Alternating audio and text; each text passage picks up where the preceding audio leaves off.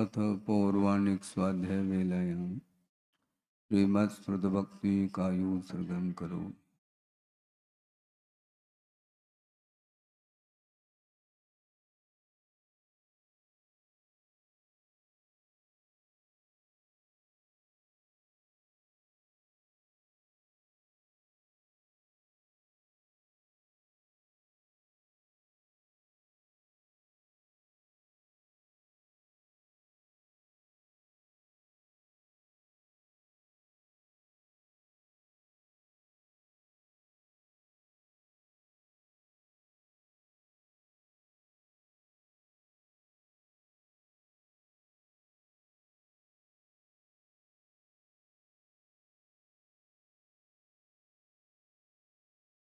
ओंकारं बिन्दुसंयुक्तं नित्यं ध्यायन्ति योगिनः कामदं मोक्षदं चैव ओंकाराय नमो। अविरल शब्द घनोग प्रक्षालित सकल भूतल कलंका मुनिविरूपाशुद्ध तीर्था सरस्वती रत्नोदुरितम् अज्ञानतिमिरान्धानां ज्ञानाञ्जनशलाकया चक्षुरुन्मीलितं येन तस्मै श्रीगुरुवे नमः। परम गुरुभ्यो नमः। परम्पराचार्य गुरुभ्यो नमः। सकलकलुषविध्वंसकं श्रेयसां परिवर्धकं धर्म संबंधकं भव्य जीव मन प्रतिबोधकारकमिदं शास्त्रं श्री कार्तिकेयन प्रेक्षा नामधेयम् अस्य मूल ग्रंथकर्तार श्री सर्वज्ञ देवाः तदुत्तर ग्रंथकर्तार श्री गणधर देवाः प्रतिगणधर देवाः येषां वचोनुसारमासाद्य श्रीमद् आचार्य प्रवर श्री कार्तिकेय देवैर्विरचितं मंगलम भगवान वीरो मंगलम गौतमो वने मंगलम कुंदकुंदाद्यो जैन धर्मोस्तु मंगलम सर्वमंगलमांगल्यम सर्वकल्याणकारकं प्रधानं सर्वधर्माणां जैनं जयतुशासनं कोटिशतं द्वादशैव कोटो लक्षाणि शेतेस्त्रिदिकानि चैव पंचाशदष्टौ च सहस्रसङ्ख्यमेतत्श्रुतं पंचपदं नमामि।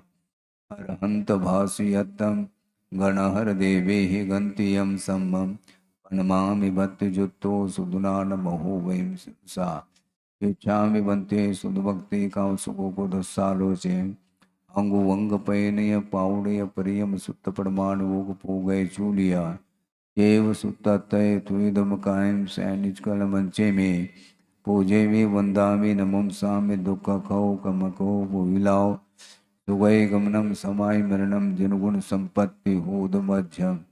अथ पौर्वाणिक स्वाध्याय वेलायां श्रीमद् आचार्य भक्ति का योत्सर्गं करोमि।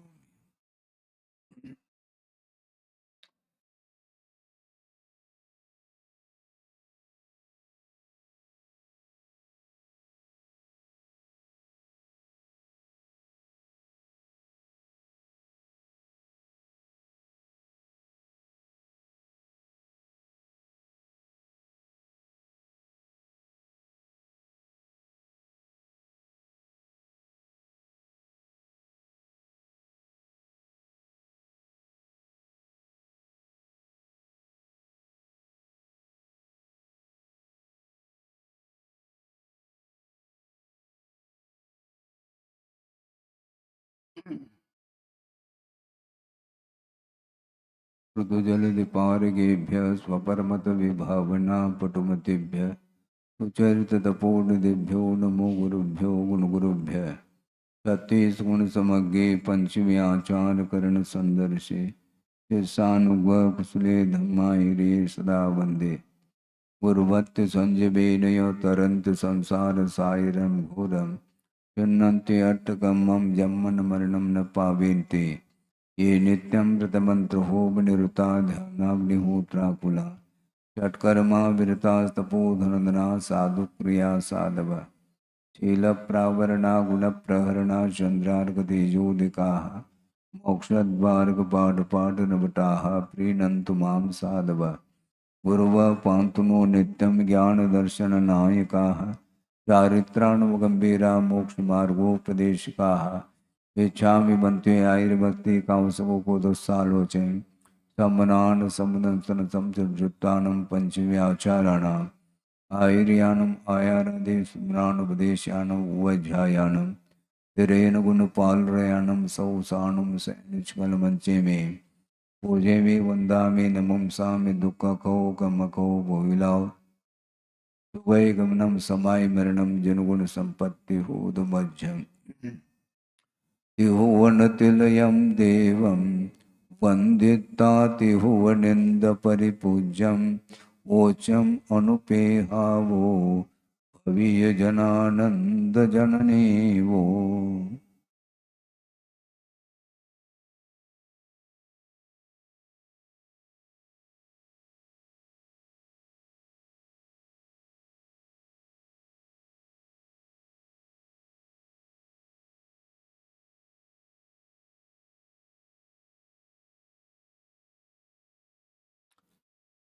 अनुप्रेक्षा में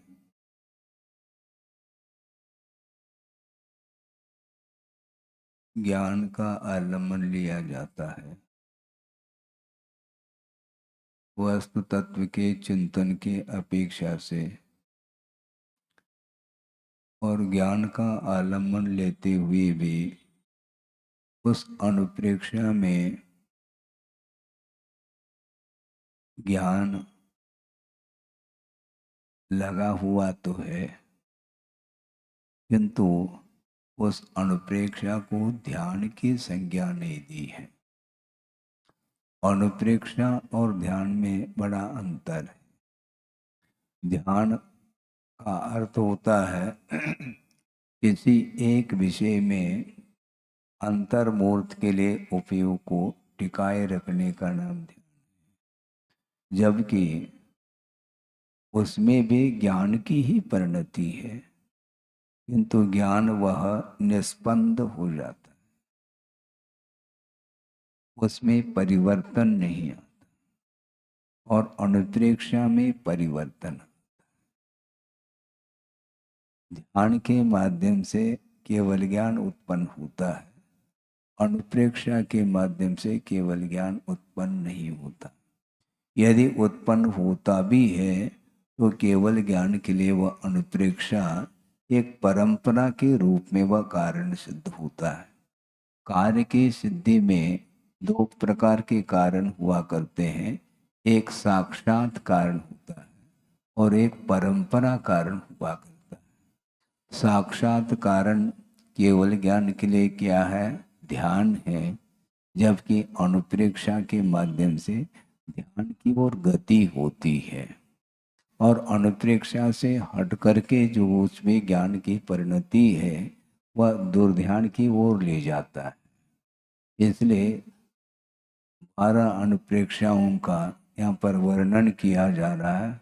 वस्तु का जो स्वरूप है उस यथार्थ स्वरूप की ओर दृष्टि बार बार देने की आवश्यकता पड़ती है, और अनुप्रेक्षा में होता और कुछ नहीं है कि एक ही विषय को लेकर के विस्तार के साथ चिंतन मनन आदि किया जाता है, जिसको अनुप्रेक्षा बोलते हैं।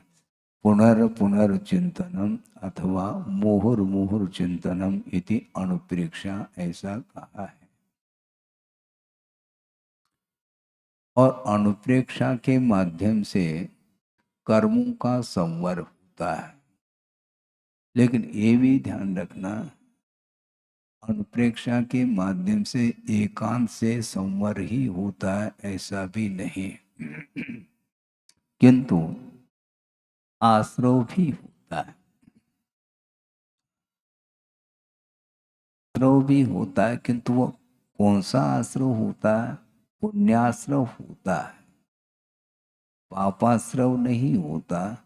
योग के माध्यम से अर्थात मन वचन काय की जो प्रवृत्ति होती है, उस प्रवृत्ति के माध्यम से पाप का भी अर्जन होता है, और मन वचन काय की चेष्टाएं जो होती हैं प्रवृत्ति, उसके माध्यम से पुण्य का भी अर्जन किया जा सकता है। तो पुण्यार्जन करने के लिए जो सामग्री है वह धर्म ध्यान की सामग्री मानी जाती है, और जो पापाश्रम के लिए कारण होता है वह धर्म ध्यान की सामग्री नहीं मानी जाती। एक सामान्य कथन किया जा रहा है। क्योंकि सामान्य इसलिए कह रहा हूँ, विशेष रूप से देखते हैं तो मिथ्यात्व की भूमिका में भी पुण्य का संचय होता है और सम्यक की भूमिका में भी पुण्य का संचय होता है। तो मिथ्यात्व की भूमिका में जो पुण्य का संचय हो रहा है उसमें भी शुभ योग ही है, किंतु शुभ योग होते हुए भी उसके माध्यम से संवर नहीं हो पा रहा है, जबकि सम्यक की भूमिका में संवर के साथ पुण्य का अर्जन होता है। इसलिए पुण्यार्जन करने की कला अपने अंदर आनी चाहिए। बहुत सारी कलाएं तो अपने अंदर हैं, किंतु उन कलाओं से कोई प्रयोजन परमार्थ क्षेत्र में कोई सिद्ध नहीं होता। प्रयोजन अन्य सांसारिक क्षेत्र में बहुत सारी कलाएं हैं, 72 कलाएं हो सकती हैं और भी हो सकती हैं, किंतु उन कलाओं के माध्यम से कोई परमार्थ हमारा कोई सिद्ध नहीं होता। परमार्थ की ओर जब दृष्टि जाती है तो उस समय ये सारी कलाएं गौण हो जाती हैं और एकमात्र धर्म ध्यान की दृष्टि से वह पंच परमिष्टि का आलम्बन लेकर के अपनी वनवचन काय की चेष्टा को वह निर्मल बनाने का पुरुषार्थ करता है। यही अनुप्रेक्षा मानी जाती है। इसलिए वस्तु तत्व का स्वरूप जब ज्ञात होता है, ज्ञात होने के उपरांत तो वह कभी भी विपरीत चेष्टा करने का पुरुषार्थ नहीं करता, क्योंकि एक बार श्रद्धान हो जाता है कि यह हमारे लिए अहितकारी है और ये हितकारी है। इस प्रकार परिज्ञान होने के बाद, सम्यक ज्ञान होने के उपरांत वह अपनी क्षमता और भूमिका के साथ वह आगे बढ़ने का पुरुषार्थ करता है। और मोक्ष मार्ग के क्षेत्र में आगे बढ़ने के लिए श्रद्धान की भी बड़ी आवश्यकता है। वह समीचीन श्रद्धान होना चाहिए। श्रद्धान में यदि विपरीतता आती है, समीचीनता नहीं रहती है, तो ऐसी स्थिति में श्रद्धान जब विपरीत हो जाता है उसके कदम भी विपरीत ही पड़ेंगे। इसलिए सर्वप्रथम श्रद्धान को समीचीन बनाने का पुरुषार्थ हमें करना चाहिए। तो आगम के आधार से उसके आलम्बन से ही वस्तु तत्व के स्वरूप की ओर ध्यान जाता है। और वस्तु तत्व का जो स्वरूप होता है वह मात्र समीचीन ही होता है ऐसा नहीं, क्योंकि वस्तु का विपरीत भी स्वरूप होता है, वह भी उसी का स्वरूप माना जाता है। क्योंकि पुण्य और पाप ये दो हैं, इनके ऊपर भी श्रद्धान होता है क्या? नहीं होता। तभी तो पाप से बच पाएंगे। मतलब पाप के विषय में भी बारीकी से चिंतन करना चाहिए। पाप के बारे में चिंतन करने से कर्म बंद नहीं होता, बल्कि वस्तुतः उसका जो स्वभाव है, उसकी जो प्रकृति है वह ज्ञात हो जाती है। मिथ्यात्व का क्या स्वरूप है इसके बारे में भी बार बार अनुप्रेक्षा कर लेनी चाहिए। तभी तो मिथ्यात्व का सही सही स्वरूप सामने आता है। राग के बारे में भी चिंतन करना चाहिए। राग करने के लिए नहीं कहा जा रहा है, किंतु राग का क्या परिणाम निकलता है उसके बारे में सोचना चाहिए। क्योंकि राग को आग की उपमा दी है, ये कम से कम ज्ञात तो हो जाए। यदि ज्ञान नहीं होगा तो बचेंगे कैसे?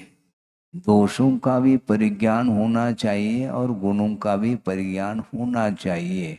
तो दोष पकड़ में आने लग गए तो निश्चित रूप से उससे ऊपर उठने के लिए वह पुरुषार्थ करेगा।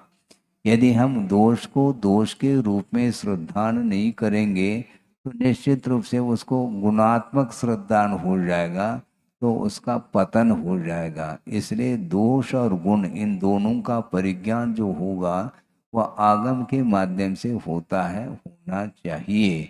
इस प्रकार अनित्य अनुप्रेक्षा के बारे में काफी समय से गाथाओं के माध्यम से विषय दिया जा रहा है। अभी भी बहुत सारा विषय है, किंतु संक्षेप से आगम में विषय दे रहे हैं। तो इसलिए मैं ये कह रहा था कि अनुप्रेक्षा का अर्थ उसमें एकाग्रता है भी और नहीं भी है, दोनों बातें हैं। क्योंकि इसमें परिवर्तन हो रहा है। परिवर्तन की आवश्यकता क्यों पड़ रही है? इसलिए पड़ रही है, हमारा उपयोग कमजोर है। हम एक पदार्थ में उसको लगाने में अक्षम सिद्ध होते हैं, असमर्थ अपने आप को पाते हैं। इसलिए अनुप्रेक्षा का आलम्बन लिया जाता है, ऐसा कहा। गुप्ति, समिति, धर्म, अनुप्रेक्षा, परिचय, विजय और चारित्र, ये सारे सारे संवर के लिए साधन हैं। जो व्यक्ति जो श्रवण मुक्ति में लीन होने में अपने आप को असमर्थ पा रहा है, तो वह प्रवृत्ति में आता है। प्रवृत्ति में आने की उसकी इच्छा नहीं है, किंतु नहीं होते हुए भी मुक्ति में ठहरने की क्षमता नहीं होने के कारण बाहर आ रहा है। तो बाहर आकर के कम से कम हम पुण्य का ही अर्जन करें। मान लो कोई फ्लाइट से यात्रा करना चाहता है, ये है ही नहीं, तब क्या करेगा? यात्रा तो करनी है, चलो बाय ट्रेन चलते हैं। मान लो उसमें भी फिर जो एसी में, एसी एसी कुछ नहीं है, सामान्य जो है बिना रिजर्वेशन के, इससे क्या प्रयोजन? रिजर्वेशन से क्या मतलब? खड़े खड़े चले जाएंगे, यात्रा तो करनी है। पैदल जा नहीं सकते, दूरी काफ़ी है, तो जाना तो है। अब ट्रेन में बैठना है तो बिल्कुल ए बी सी क्लास, तो भिन्न भिन्न क्लास है, कोई भी क्लास हो, थर्ड क्लास हो, हमें क्या लेना देना? हमें तो गंतव्य तक पहुंचना है। इस दृष्टि को लेकर के वह यात्रा प्रारंभ करता है। तो क्षमता के ऊपर ही सारा सारा विषय निर्धारित होता है। इसलिए भूमिका के अनुरूप बहुत सारे साधन हो सकते हैं। कर्म की निर्जरा के लिए अथवा कर्म के संवर के लिए एक ही कारण होता, ऐसा नहीं, बहुत सारे साधन हैं। तो उसमें अनुप्रेक्षा भी एक साधन है ध्यान तक पहुंचने के लिए। बल्कि अनुप्रेक्षा को कथनचित हम ध्यान कह सकते हैं, क्योंकि वह 12 भावना के बाहर नहीं जाना चाहता, उसके भीतर ही, वो बाहर नहीं जाना चाहता। किंतु वह उसमें रहते हुए भी वह एक में नहीं टिक पा रहा है। आप माला फेरते क्या? नहीं फेरते हैं। उसमें क्या हो रहा है? आपका मन उपयोग कहाँ पर लगा हुआ है? पंच परमिष्टि में। लेकिन ध्यान रखो, एक परमिष्टि में टिका नहीं आपका ध्यान। दंतानम नमो शुद्धानम, परिवर्तन। नमो आयरियाणम, नमो उवज्जायाणम, नमो लोये सौसाऊणम। तो एक अरहंत परमिष्टि में उपयोग आपका कितने क्षण के लिए टिका है? आगे परिवर्तन क्यों? टिकता नहीं है, इसलिए परिवर्तन टिक जाए। अरहंत उसी में टिक जाए तो वह ध्यान का रूप ले लेता है, वह पदस्थ ध्यान माना जाता है। नमोकार मंत्र को भी हम कथनचित पदस्थ ध्यान के भीतर ले सकते हैं, क्योंकि पंच परमेष्टि के अलावा अन्य भी किसी भी पदार्थ का वह आलंबन नहीं ले रहा है। इस अपेक्षा से उसको भी ध्यान की परिणति कह सकते हैं। किंतु परिवर्तन जहाँ तक है वहाँ तक वह उपयोग एकाग्र नहीं है, ये कहा जाए। एक अग्र, एक में एक को ही प्रमुख बनाना, अग्र का अर्थ प्रमुख। अग्र का अर्थ क्या? प्रमुख होता है। तो एक में टिकने की क्षमता जिसके अंदर नहीं है, उसके लिए यह विषय दिया जा रहा है। यह साधन परिवर्तित हो गया। इस साधन अनुप्रेक्षा का आलंबन हम यदि नहीं लेते हैं तो मन हमारा अन्यत्र चला जाएगा, जिसमें बहुत हानि है।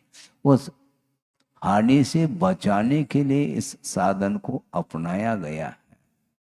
जन्मबिंब दर्शन करने से भी कर्मों की निर्जरा, कर्म का संवर अधिक होता है। वह भी एक साधन है। धर्म श्रवण भी एक साधन है। बहुत सारे साधन हैं। दान इत्यादि करने रूप जो परिणति है, यह भी संवर आदि के लिए साधन है। भिन्न भिन्न साधन है। कुल मिलाकर के हमारा जो उपयोग अर्थात मन विषयों की ओर वह अनायास पहुंच जाता है, उसको संयत बनाने के लिए अनुप्रेक्षाओं का आलंबन लिया है। गुरुदेव ने एक बार कहा था, बल्कि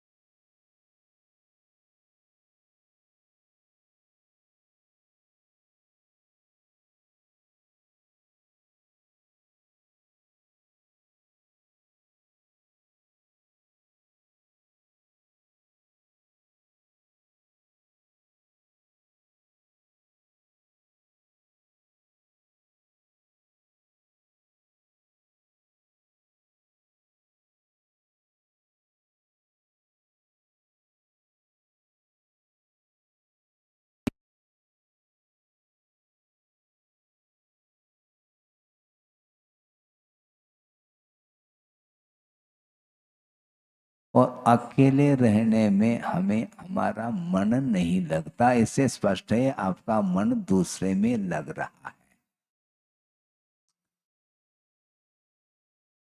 दूसरे में लग रहा है। अच्छा, वह प्रसंग याद आ गया। बहुत पुरानी वह घटना या प्रसंग है कि सन 88 की बात है। और आचार्य महाराज सोनागिरी पहुंचे थे संघ के साथ। वहां पर 7-8 दीक्षाएं भी हुई थी। और उस समय आचार भक्ति के उपरांत सुबह सुबह हम लोगों के लिए एक प्रसंग सुनाया था कि उस प्रसंग को सुन करके हमें विस्मय होता है। किसी के पास ज्ञान नहीं है तो मन नहीं लगता, ये अलग वस्तु। किंतु पर्याप्त ज्ञान होने के बाद भी उसका मन नहीं लग रहा है, इसमें बड़ा आश्चर्य हो रहा है। क्या है हम बताना चाह रहे हैं। गुरुदेव ने ये कहा था कि एक विद्वान थे, अभी है नहीं इसलिए थे का प्रयोग कर रहा हूं। एक विद्वान थे, उन्होंने कहा था गुरुदेव के सामने, महाराज इन दिनों में हमारा मन नहीं लग रहा। तो गुरुदेव ने कहा कि आप तो विद्वान हो और आपका मन न लगे, महाराज क्यों, ऐसा क्यों हो रहा है? तो उन्होंने ये कहा कि महाराज क्या बताऊं, ज्ञान तो पर्याप्त है किंतु लोग नहीं आते। ज्ञान तो पर्याप्त है लेकिन पढ़ने के लिए लोग आते नहीं महाराज। इसलिए हमारा अब समय कैसा गुजरेगा, मतलब टाइम पास करना चाहो क्या? ज्ञान आपके पास है, जीवन भर कई लोगों को आपने पढ़ाया है, सिखाया, सब किया है। व्याकरण का भी ज्ञान है, सिद्धांत का भी ज्ञान है, साहित्य का भी है, न्याय का भी, सर्वांगीण आगम का ज्ञान रखते हुए भी उच्च कोटि का ज्ञान है, उच्च कोटि का ज्ञान रखते हुए भी उनका मन नहीं लग रहा। आचार्य महाराज का ये कहना रहा कि भैया मन अपने आप लग सकता है, चिंतन करो ना। अनुप्रेक्षा चिंते अनुप्रेक्षा भाई। ऐसे बोलते हैं छड़ाला में। तो चिंतन करने में भी तो उपयोग लग सकता है। उसमें एकाकी हो करके चिंतन करना होता है, और चार व्यक्ति मिलेंगे तो उसमें एक अलग आनंद आता है। मतलब अब वो कौन सा आनंद है? अभी तो ज्ञानानंद स्वभावी हूं ऐसा कह रहे थे। अब अकेले चिंतन करने में तुम्हें आनंद क्यों नहीं आ रहा है? इसी को बोलते हैं सालंब। आलम्बन दूसरे का लिया जा, यहाँ पर भी ज्ञान का ही आलम्बन लिया जा रहा है अनुप्रेक्षा में, किंतु एकाकी हो करके वह तत्व का चिंतन कर रहा है, और इतना चिंतन करता करता वह उसका ध्यान के रूप में परिणमन हो जाता है, यहाँ तक कि केवल ज्ञान को प्राप्त करने की क्षमता आ सकती है, यदि वह अनुप्रेक्षा ध्यान के लिए कारण बन जाए। लेकिन इसमें उपयोग नहीं लगता है। जैसे स्पष्ट है आपका उपयोग किसमें लग रहा है। और आज हमारी भूमिका कौन सी भूमिका है? ज्ञान इतना लंबा चौड़ा, लंबा भी है और चौड़ा भी है, ये भाषा है। पर्याप्त ज्ञानावरणी कर्म का क्षोभम होने के बाद उसके माध्यम से घंटों व्यतीत किया जा सकता है, तत्व चिंतन के माध्यम से कर्मों की निर्जना और संवर के साथ। इसके बाद भी उसमें यदि मन नहीं लगता है तो उसका मन कहाँ लगता है, उसी को पूछो। चार व्यक्ति हो तो अच्छे से, अब अच्छा और बुरा क्या है इसमें? अच्छा और बुरा क्या है? जहाँ पर अच्छे बुरे की परिकल्पना है तो वहां पर ज्ञान जो है ना उथला हो जाता है। हाँ, ज्ञान गहराता नहीं है। अपने आप में जिसका ज्ञान स्थिर हो गया तो वह बहुत आगे पहुंचा हुआ ज्ञान माना जाता है, क्योंकि किसी भी प्रकार से अन्य पदार्थों के आलम्बन लेने की उसको कोई आवश्यकता नहीं पड़ रही है। बहुत आत्म संतुष्टि उसको मिल रही है कि वस्तुतः मेरा भाग्य है कि कम से कम इतना ज्ञान तो हो गया, और हमारा उपयोग लग रहा है कि कम से कम उपयोग विषयों की ओर नहीं जा रहा है। बहुत बड़ी उपलब्धि हुई ऐसा सोचना चाहिए उसको, किंतु वह न सोच करके वह ये सोच रहा है कि आज संख्या, आज उपस्थिति बहुत कम है। तो उपस्थिति के माध्यम से स्वाध्याय होता है क्या? कोई आ ही नहीं रहा। हाँ, ये पीड़ा होती है किसको? अध्यापक को। क्योंकि अध्यापन बिना छात्र के संभव नहीं, इसको सालंब बोलते हैं। किंतु आचार्य कहते हैं कि वो कोई आ जाए तो उसको दे दो, नहीं आ जाए तो स्वयं भोजन कर लो, क्या दिक्कत है आपको? आप भोजन करने के लिए बैठ गए, मान लो कोई व्यक्ति सज्जन आ गया, मान लो संयोग जुड़ गया, आइए आप भी बैठिए, ले लो इसी में से, हो गया काम। और नहीं आ रहा है तो अपना स्वयं भोजन करना ही छोड़ दो, ये गलत बात है। ज्ञान जो है ना आपके पास है, उसका उपयोग होना चाहिए, बल्कि ज्ञान का प्रयोग होना चाहिए। ज्ञान एकमात्र साधन है स्वरूप की ओर जाने के लिए, और वह ज्ञान होने के उपरांत भी उसको भेद ज्ञान नहीं हो पा रहा है।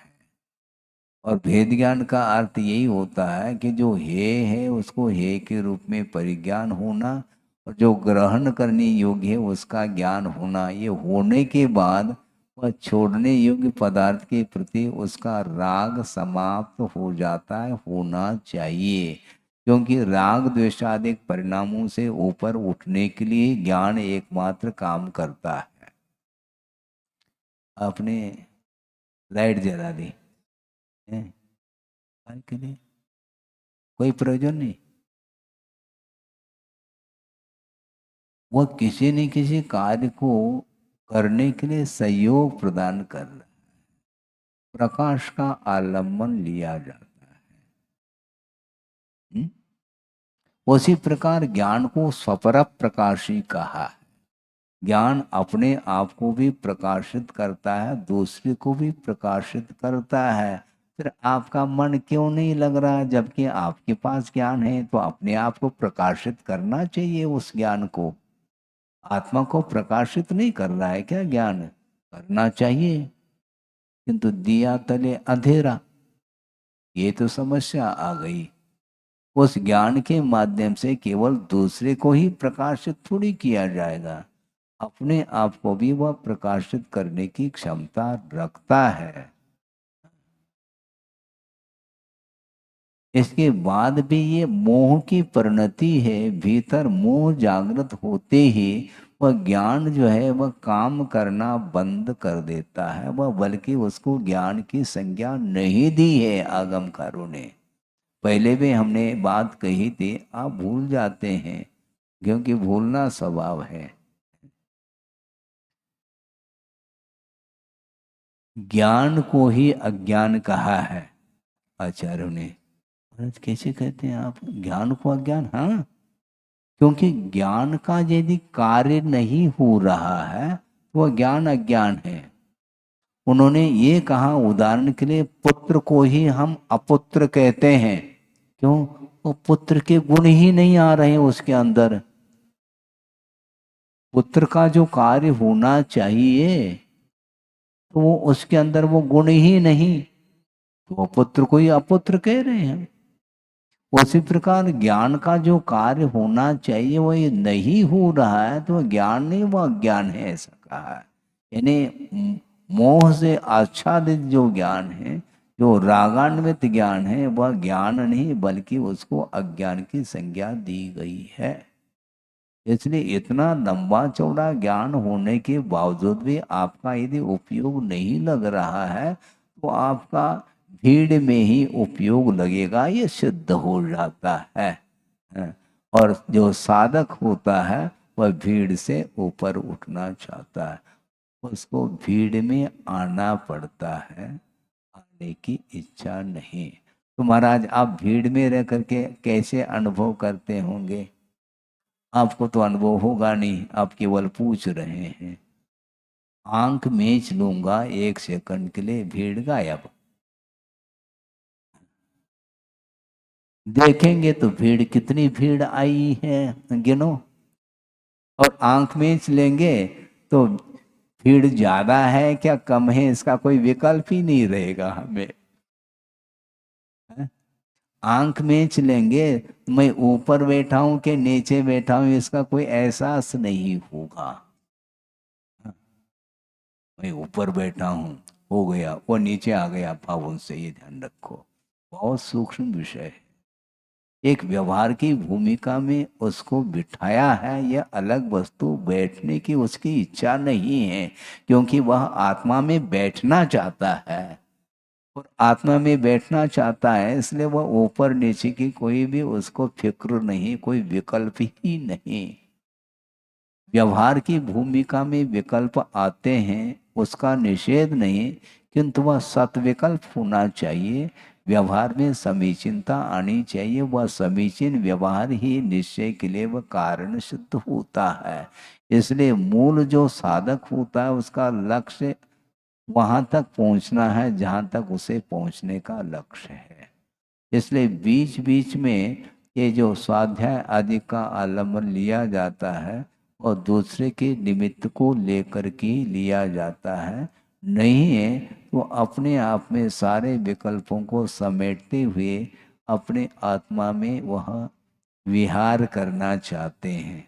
आत्मा में भी विहार किया जाता है, केवल कंचन विहार नहीं। आत्मा में विहार करो। विहार करने की मान लो आदत है, विकल्प है, करते रहो। निरंतर आत्मा में विहार करो। कहाँ पर क्या, बाहर क्या हो रहा, उस ओर से अपने उपयोग को मोड़ लेना चाहिए। इस प्रकार आगम के माध्यम से ये सारा सारा चिंतन आता चला जाता है। आपके अंदर भी ज्ञान है किंतु उसका उपयोग आप नहीं कर पा रहे हैं या नहीं करना चाहते हैं, इसलिए वह ज्ञान कुंठित होता चला जाता है। कहाँ तो 8 साल अंतर्मुख के उपरांत उसके अंदर वह क्षमता आ जाती है, मात्र सम्यक दर्शन को प्राप्त करने की ही नहीं, किंतु रत्नत्रय को प्राप्त करने की योग्यता उसके अंदर आ जाती है और वह आगे बढ़ जाता है और 80 साल का बेटा रहता है वो, क्योंकि वह ये सोच रहा है कि महाराज ये तो बेटा है, ये तो बेटा है, तुम बैठे रहोगे, ध्यान रखो। वो तो जा रहा है, तुम कहो तुम्हारे दृष्टि में मैं बेटा हूँ और आप बैठे रहो, मैं जा रहा हूँ, क्योंकि आपके अंदर यही विकल्प है, मैं पिता हूँ ये पुत्र है, मैं दादा हूँ ये नाती है, करते रहो आप। इसी में आनंद आ रहा है उसको।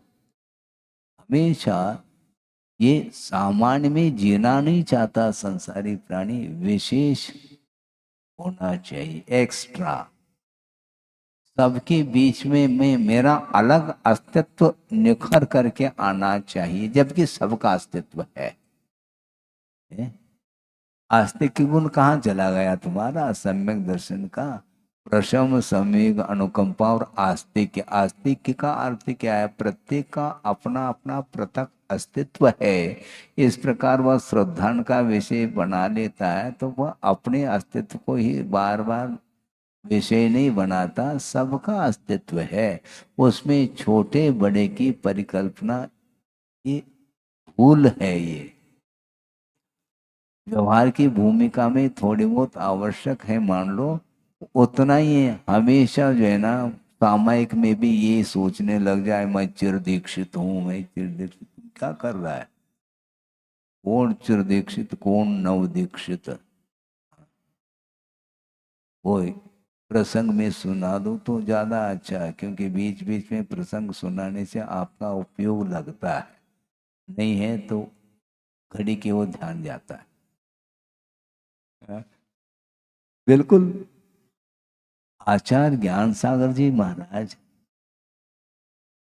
बैठे हैं अपराह्न बेला में, भक्ति के बाद बैठे हैं, और एक सज्जन आ गए, महाराज हम बहुत दिन की हमारी एक भावना है, एक विकल्प आता है मन में। क्या विकल्प आता है? अरे हम ये जानना चाहते हैं कि आपको दीक्षित होकर के कितने साल हुए। हो गया? और उन्होंने कहा नहीं, अभी अभी दीक्षित होकर के बाहर बैठा हूं। हाँ, बात समझ में नहीं आती। बगल में आचार्य महाराज भी बैठे थे, उनने सोच लिया बिल्कुल रहस्य है इसमें, उनको ज्ञात हो गया, किसी को ज्ञात नहीं होगा वो। महाराज आप कह रहे हैं अभी अभी दीक्षित होकर के मैं आया। ठीक ही तो कह रहा हूँ, क्योंकि प्रतिक्रमण करके मैं आया हूँ, क्योंकि दोषों का परिमार्जन करना ही दीक्षा है। दोषों को परिमार्जित करना ही दीक्षा है। आप समझ रहे हैं हमारे लिए इतने 20 साल हो गए, 40 साल हो गए, 50 साल हो गए, तुम दिन गिनते रहो, साल गिनते रहो, प्रतिदिन 3 बार जो है श्रवण प्रतिक्रमण करता है, अपने किए हुए जाने अनजाने में प्रमाद आदि के कारण जो दोष उत्पन्न होते हैं, उनको आगम के आधार से उसका परिमार्जन करके प्रायश्चित आदि ले करके वह शुद्ध हो करके बैठ जाता है। इसी का नाम दीक्षा है। भाव भाव दूषित हुए हैं और भावों का परिमार्जन, यही दीक्षा है। इस ओर किसी की दृष्टि नहीं जाती, क्योंकि ये परमार्थ दृष्टि मानी जाती है। व्यवहार की भूमिका में वह अलग है, उसका लोप नहीं किया जा रहा है, किंतु बार बार व्यवहार की ओर दृष्टि जाना ठीक नहीं, क्योंकि व्यवहार में यदि उलझेगा तो परमार्थ को अथवा निश्चय को भूल सकता है। इसलिए निश्चय की ओर जाने के लिए व्यवहार को समीचीन बनाने की आवश्यकता है, तभी वह व्यवहार समीचीन व्यवहार निश्चय के लिए हेतुभूत हो सकता है। इस प्रकार ये सूक्ष्म उनकी दृष्टि प्रत्येक व्यक्ति के अंदर ये दृष्टि नहीं आ सकती है। हम ये जूनियर हैं, हम सीनियर हैं, शुरू हो गया। अभी सीनियर की व्याख्या नहीं मालूम आपको, गुरुदेव ने क्या की है मालूम है? सीनियर, पास में देखो, सी अर्थात देखना होता, पास में देखो, सी नियर, नियर यानी पास।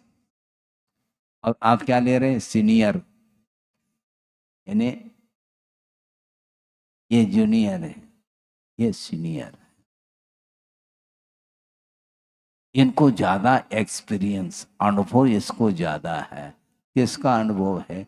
यदि मोह का अनुभव ज्यादा है तो आप तो भगवान से भी सीनियर है। हाँ, क्योंकि संसार का अनुभव उनसे 2500 वर्ष ज्यादा हो गया आपको, तो सीनियरिटी आपके अंदर ज्यादा आई है। ये सिर्फ से आचार्य महाराज कभी कभी मनोरंजन करते हैं, क्योंकि मनोरंजन के बिना आपका मन थोड़ी लगता। वो आपके लिए करते हैं, स्वयं के लिए नहीं। अपने अपने क्षेत्र में सीनियरिटी आ रही है, किंतु मोक्ष मार्ग के क्षेत्र में उसके कदम ही नहीं बढ़े हैं, तो सीनियर जूनियर तो बहुत दूर की बात है। तो इस प्रकार निरंतर आगम के माध्यम से तत्व चिंतन करने से, इसी को बोलते हैं अनुप्रेक्षा। अनुप्रेक्षा में और रखा क्या है? वस्तु तत्व का यथार्थ चिंतन करना चाहिए, और यथार्थ चिंतन करने के उपरांत फिर वह विभाव की ओर उसकी दृष्टि नहीं जाती है, शुद्ध तत्व की ओर दृष्टि जानी चाहिए। गुरुदेव ने ये भी कहा था, हमेशा साधक की दृष्टि ऊपर की ओर होनी चाहिए, नीचे की ओर नहीं। नीचे की ओर दृष्टि जाती है तो मैं सीनियर हूं, ये भाव आएगा। मैं बड़ा हूं, ये भाव आएगा। मैं ज्ञानी हूं, मैं ध्यानी हूं, ये भाव आएगा। और अरहंत परमेष्टि की ओर दृष्टि रखते हैं तो बस बहुत नीचे हो जाएंगे। हमारा जो ग्राफ जो बढ़ रहा था ना, डाउन हो जाएगा। ये सापेक्ष कथन इसी को बोलते हैं। किसी अपेक्षा से आप बड़े हैं, किसी अपेक्षा से आप छोटे हैं। और जहां पर छोटे बड़े की परिकल्पना समाप्त हो गई, तो कौन सी अवस्था है? वो सिद्ध अवस्था है। अरहंत से भी एक सीढ़ी ऊपर है वो। अरहंत परमेष्टि शरीरातीत नहीं हुए, क्योंकि समोह शरण में विराजमान है। और सिद्ध परमेष्टि कोई समोषण रचना उनकी है? वो समोषण में थे, समोषण से ऊपर उठ गए, बल्कि शरीर से ही ऊपर उठ गए, निर्वाण कल्याणक हुआ। अब अनंत अवस्था से वो पार हो गए। यह भी एक अवस्था है जीव की। इस प्रकार चिंतन करना चाहिए। तो गुरुदेव का बार बार ये कहना रहता है, यदि अहंकार से ऊपर अपने आप को उठाना चाहो, अहंकार को समाप्त करना चाहो, तो अपने से जो बड़े हैं उनकी आराधना में लग जाओ, तो सारा का सारा अहंकार भाव समाप्त हो सकता है। मेरे पास मन पर ज्ञान है, तुम्हारे पास है ही नहीं। और मान लो किसी के पास उत्पन्न हो गया, तो ये कहता है मेरे पास विपुल मति है। ठीक है भैया, ले लो। और केवल ज्ञान हो जाए तो सब मति समाप्त हो गई। न ऋजुमति है, न विपुल मति है, न अवधि ज्ञान है, न मति ज्ञान है, न श्रुत ज्ञान है। आपका क्या चाहिए? है? क्योंकि क्वांटिटी ज्यादा है ना। 100 का नोट चाहिए क्या 4 चौवन्नी चाहिए? मुझे बताओ। बच्चों को समझाना है तो समझा दो, मैं 4 चौवन्नी मिल गए, बुद्धि काम नहीं कर रहे, और एक को 100 रुपए का नोट दिया है, और वो बच्चा सोचता है उसको कागज मिला है, हमें तो झन झन झन आवाज आ रही है। वह बजाता रहता है, उसको बुद्धि है ही नहीं। गुरुदेव ये कहते कि मति ज्ञान, सुत ज्ञान, अवधि ज्ञान, मन परिज्ञान, ये चिल्लर है। केवल ज्ञान जो है ना, वो बंदा नोट है। वो चिल्लर पार्टी है ही नहीं वो। आपको क्या चाहिए? केवल ज्ञान अर्थात मात्र ज्ञान है, उसमें भेद नहीं। केवल को अर्थ ये दिया कि असहायी केवल ज्ञानम कहा। केवल ज्ञान किसी का सहयोग नहीं लेता, मति ज्ञान श्रुति ज्ञान सहयोग लेते हैं। आपके पास जो ज्ञान है वह इंद्रिय आश्रित ज्ञान माना जाता है, इंद्रियातीत ज्ञान नहीं। और इंद्रिय के आधार से आलम्बन से पदार्थ का ज्ञान हो रहा है, और आपके पास आंख तो है। फिर तो क्यों लगा रहे महाराज? इसलिए लगा रहा हूँ, लाइट की आवश्यकता पड़ रही, रात में नहीं। रोशनी गई है क्या आंख में? रोशनी तो है लेकिन आलम्बन की आवश्यकता। और आलम्बन ले लिया, फिर भी नंबर आ गया। अब कौन सा फर्स्ट नंबर? वो नंबर नहीं महाराज, ग्लास बदलना पड़ेगा। अब इसका नंबर बढ़ रहा है। नंबर बढ़ना अच्छा माना जाता है ना, ज्यादा नंबर मिल रहे। नहीं, आंख, आंख के आंख आंख ये आई साइड जो है ना, ये कमजोर होता चला जाता। तो इसी को बोलते आलंबन। अवधि ज्ञान भी मर्यादा को लेकर के ही वह पदार्थ को जानता है। असीम पदार्थ को जानने की क्षमता यदि है तो वह केवल ज्ञान के पास है। तो हमें भी केवल ज्ञान प्राप्त हो जाए महाराज, ताकि हम विश्व को जानते रहेंगे। यही तो समस्या है। विश्व को जानने के लिए केवल ज्ञान प्राप्त नहीं करना, किंतु संसार से ऊपर उठने के लिए वह केवल ज्ञान प्राप्त हो रहा है। और केवल ज्ञान प्राप्त होने के उपरांत मोहनी कर्म अपना प्रभाव नहीं डाल सकता, समाप्त हो गया। मोह क्षयात, ज्ञान दर्शनावरणांतरा क्षयाच केवलम कहा है। केवल यह ज्ञान यदि प्रकट होता है तो मोह का क्षय करो। कैसे करें महाराज? पर कैसे करें? हाथ जोड़ रहा है, कैसे करें? क्या मोह तुम करो और क्षय मैं करके दे दूं, ऐसा थोड़ी होता है। आपको करना है, आप करो। हम्म। मोह ये परिणाम स्वयं के द्वारा ही मोहजन्य परिणाम उत्पन्न हो रहे हैं।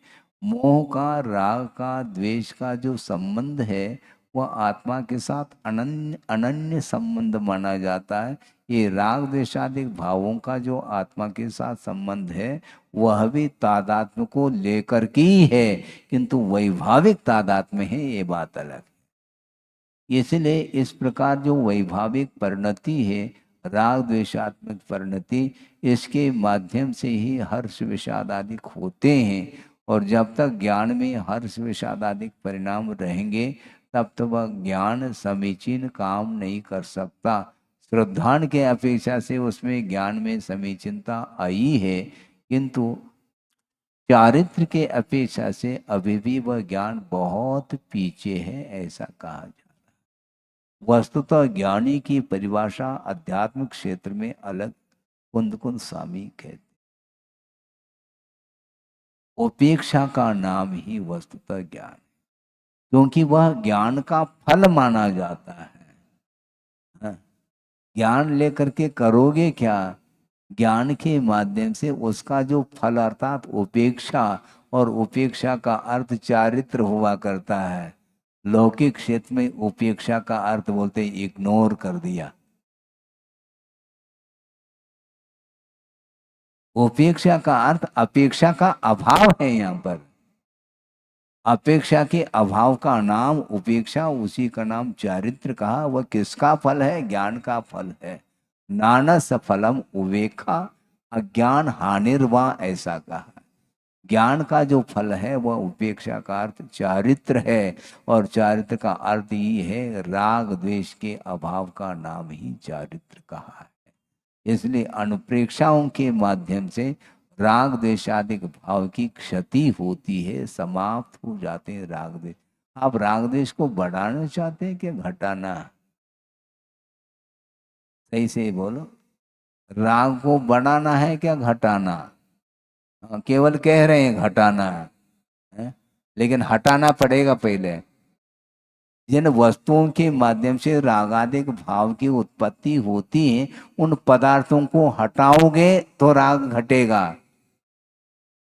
हाँ, वो हम सब अपने पास ही रखना चाहते हैं और फिर भी हम राग को घटाना चाहते हैं। पास में क्यों रखा, उसके पास क्यों जा रहे हैं आप?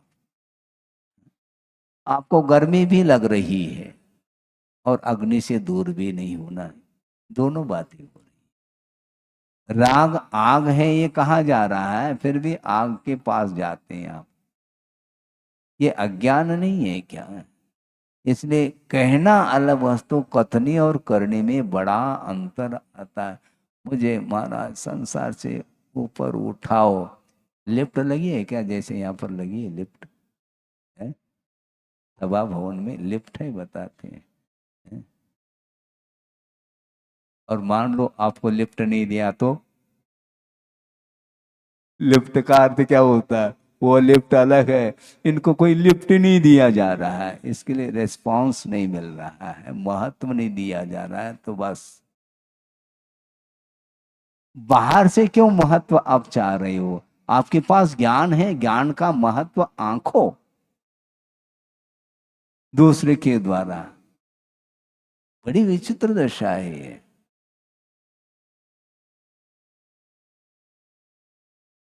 400-500 पृष्ठ एक मान लो किसी ने किताब लिख दी, ठीक है, अच्छा ज्ञान है उसका, इसके बाद भी 2 शब्द की अपेक्षा रखता है,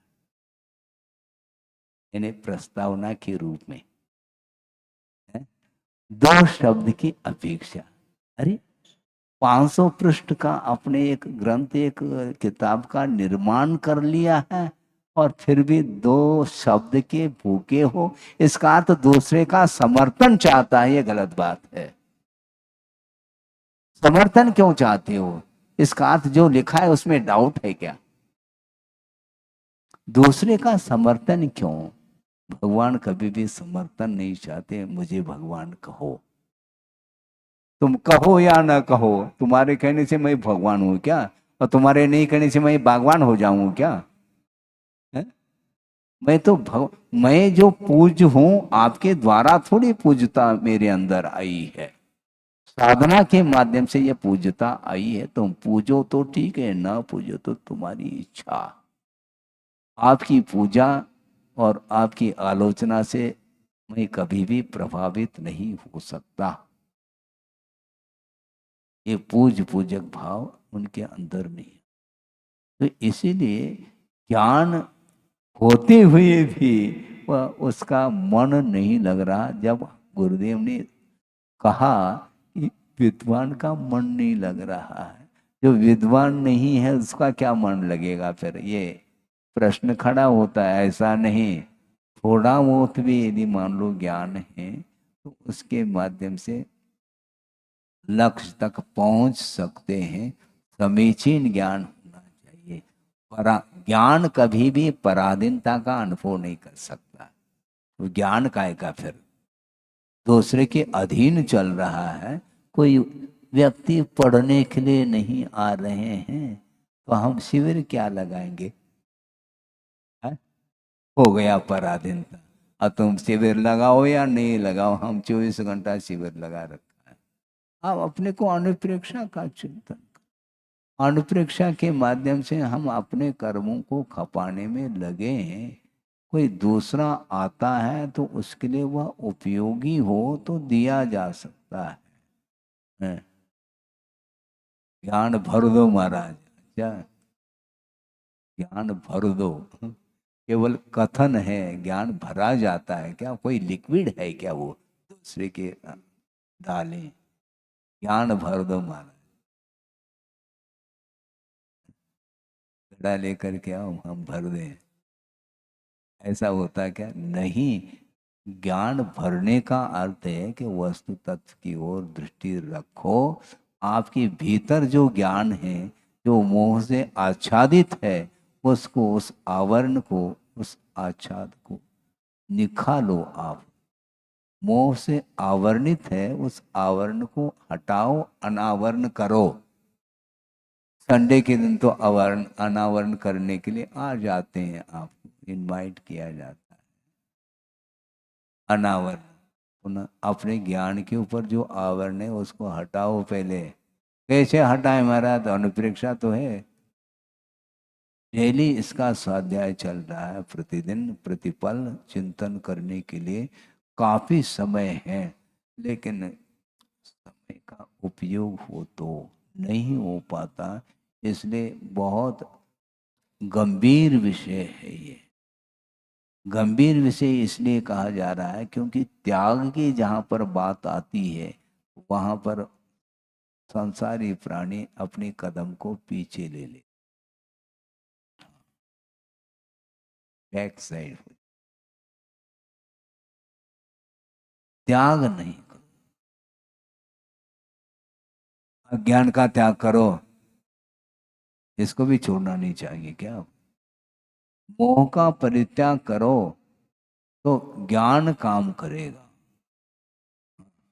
ज्ञान के ऊपर आवरण आया है, इसलिए वह ज्ञान काम नहीं कर पा रहा है ना।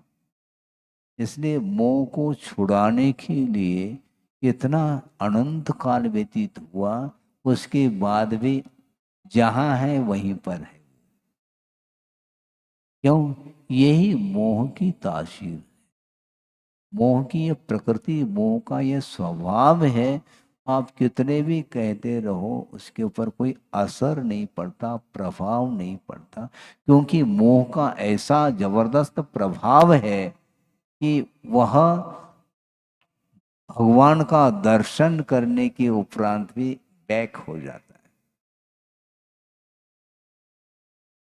भाई को स्मरण में तो नहीं आ रहा है, लेकिन भाव तो आपके सामने रख रहा हूं, गुरुदेव ने दिया है।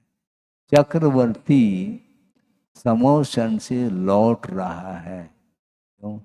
मोह के कारण। साक्षात प्रभु का दर्शन कर ली, दिव्य ध्वनि का श्रवण कर लिया, और वीतराग मुद्रा का दर्शन करने के बाद भी उससे भी कोई आकर्षक वस्तु है ऐसा लगता है, तभी तो वह घर की ओर लौट रहा है। भगवान ने भेजा क्या? न भगवान ने बुलाया तुम्हें, न भेज रहे हो। उनका यही काम है क्या? और कोई काम नहीं उनका। भगवान न आपको बुला रहे हैं, उनका कोई आपके लिए निमंत्रण नहीं, और जाने के लिए भी वो कुछ नहीं कह रहे हैं। उसके बाद भी स्वयं ही जाता है, स्वयं ही लौटता है। तो लौटने की आज्ञा मोह ने की है। मोह के कारण लौट रहा है, न कि भगवान लौटा रहे हैं। नहीं लौटा सकता। ये मोह, मतलब शायद सम्यक दर्शन होने के बाद भी वह आकर्षण उसका नहीं छूट रहा है। इसलिए तो क्या करेंगे? वह कुछ नहीं करना, जो कर रहे वह ना करो, बस इतना ही कहना है। क्या करें महाराज? करना कुछ नहीं है महाराज। सामायिक में क्या करना? सामायिक में कुछ नहीं करना, यही सामायिक है। कुछ करना है वह सामायिक नहीं, क्योंकि साम्य भाव का नाम सामायिक कहा है। जहां पर विषमता है वहां पर सामायिक नहीं है। आर्त रौद्र परित्याग तत् ही सामायिक मतम कहा। आर्त ध्यान रौद्र ध्यान से ऊपर उठना, इसका परित्याग करना, वह समता सर्वभूतेषु। भूत का अर्थ भूत नहीं, भूत प्रेत नहीं लेना। भूत का अर्थ प्राणी मात्र के प्रति समता भाव। इसकी परीक्षा बहुत कठिन है, सब फेल हो जाएंगे, ध्यान रखो, सब फेल होंगे। समता सर्वभूतेषु कहा, पूरी सभा हिल सकती एक यदि अजगर आ जाए तो है। समता सर्वभूतेषु, उस समय यह पंक्ति गायब, और बस यहां से पलायन हो जाए। इसीलिए समता की जो परीक्षा है वह विषमता में है, ये ध्यान रखो। सब कुछ अनुकूलता है, इसलिए हमारे पास समता है। ऐसी समता है, इस प्रकार अपने आप जो है ना, पेपर को मत जांचो। जांचने के लिए गुरुदेव बैठे हैं, वो समझते हैं तुम्हारी कितनी कुबत है। समता सर्वभूतेषु संयमे शुभ भावना, संयम में शुभ भावना। और आर्त रौद्र परित्याग, आर ध्यान रौद्र ध्यान से ऊपर उठना। तत् ही सामायिकम, मतलब वह सामायिक माना जाता।